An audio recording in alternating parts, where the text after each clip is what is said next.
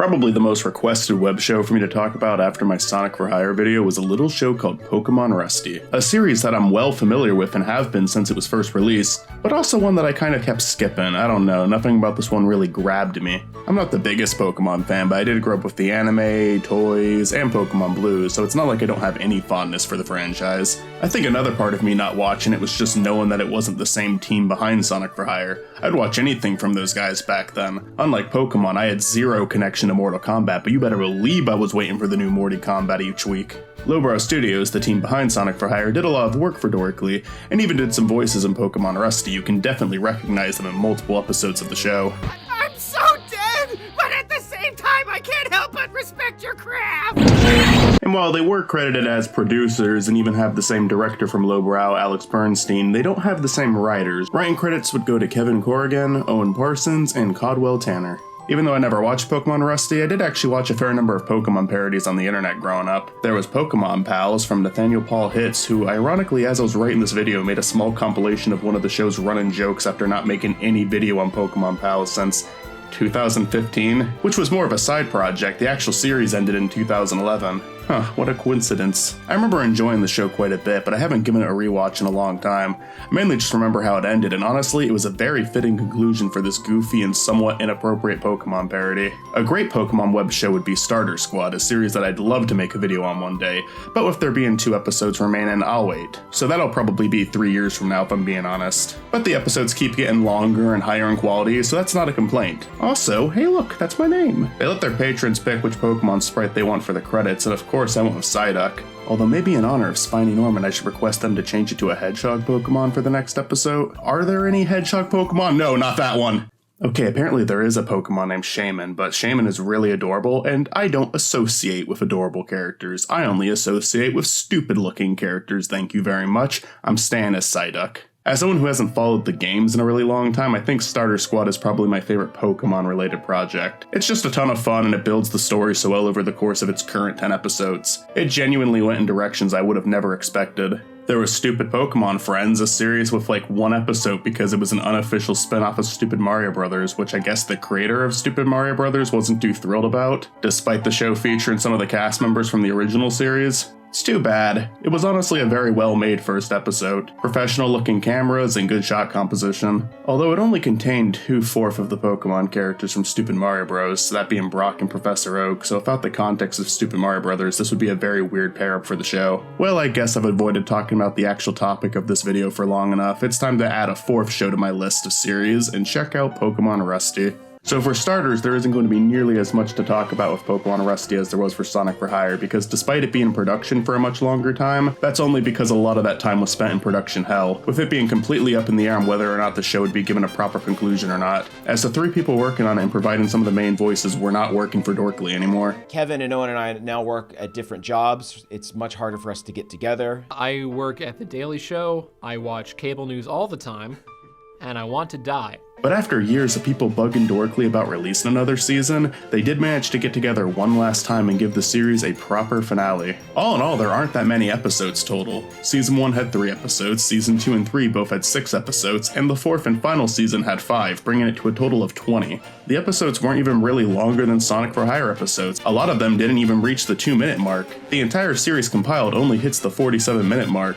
This is clearly a show that, despite its short runtime, struck a chord with a lot of people, because despite its original run ending on July 3rd, 2014, fans kept asking and asking for more Rusty up until they finally got their wish when the final episode started getting released on March 18th, 2017. Which is a little bit understandable, as the series felt like it was building up to something and then it just kind of ended abruptly. Funny enough, the last episode before the hiatus involved Rusty going to prison, so when it finally came back, they had an in-universe reason for the delay. Rusty was just serving his prison sentence in real time. Although maybe I'm getting a little ahead of myself here. For those of you who don't know, Pokemon Rusty follows Rusty, a boy who just turned 10 years old and wants to become a Pokemon master. And get this, is really bad at it. What a concept. Its simplistic concept does lead to a lot of fun moments though. You do get some pretty obvious jokes in the series, like them acknowledging how weird it is that 10-year-olds are considered old enough to travel the world, or a Pokeball being used on a human. Jokes that have already been done to death, but some of Rusty's extreme incompetence does actually get a laugh out of me at points. Like him trying to shove every Bidoof he finds into one Pokeball, or his starter being a Kakuna, which is a terrible fucking starter. He even names it Pikachu, a way more desirable and loved first Pokemon to have. I think Dorkly gets a pretty bad rap as a channel that tells the most surface level jokes that a parody can have, and yeah, they often do. But I've always thought they had their moments, and a lot of these moments do come from Pokemon Rusty. There was a lot of jokes that were just built off Rusty's bad decision making and the grown consequences of his actions. Like eventually his Kakuna evolves into a Beedrill and gets stolen by Team Rocket. We don't see this Beedrill again for a while, but when we do, it's the most ruthless member of Team Rocket because of all the abuse it received from Rusty. What makes that more funny than cruel, however, is how oblivious Rusty is to the abuse, and him often receiving proper punishment for his actions. Eventually, when Rusty and his Beedrill are reunited, it spends the entire episode trying to shoot Rusty with a gun, even though it's out of ammo. That might not sound all that funny, but I don't know, just something about it constantly shooting the gun off in the background while the scene isn't even focusing on that anymore. It's just kind of funny to me. This eventually escalates to the Beedrill being the leader of Team Rocket.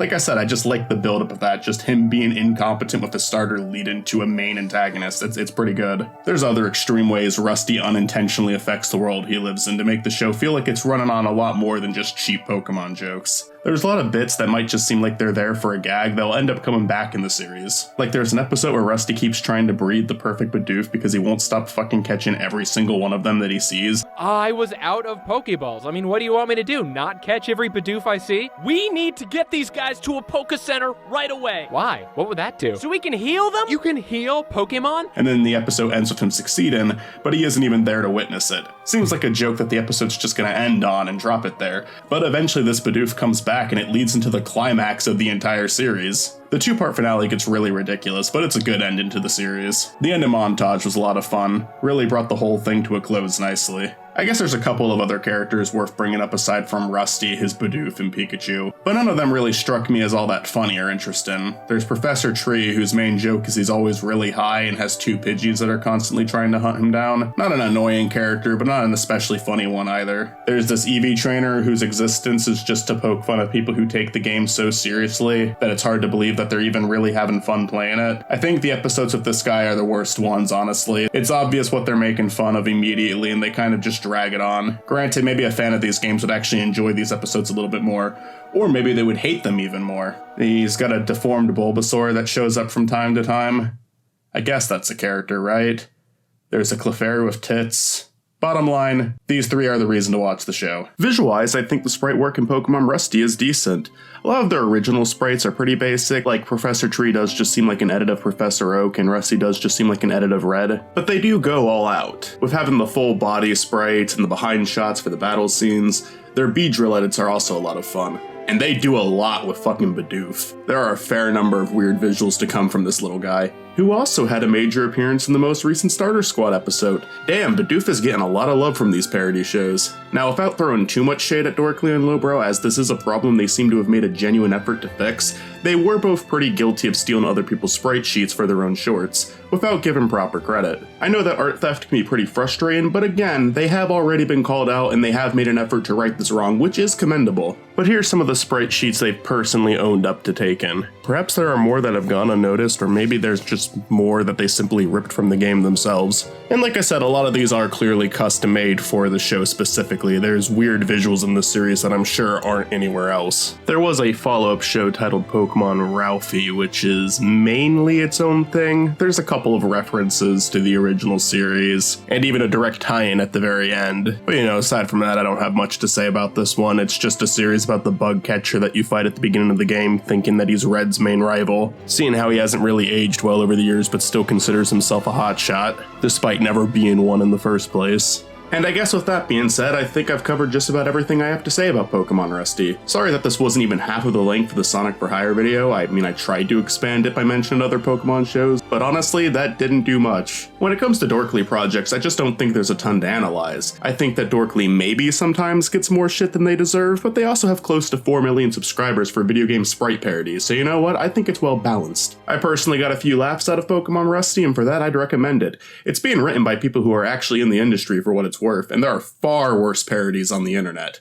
far worse. Dorkly and Lowbrow at the very least seem to be pretty self-aware of what they're making. I mean, in Lowbrow's case, it's the name of the company. If you want a Pokemon parody that puts a little bit more thought into its writing and presentation, I think Starter Squad is genuinely one of the best ones out there right now, at least from what I've seen. But if you just want a simple laugh, Pokemon Rusty might be worth checking out too.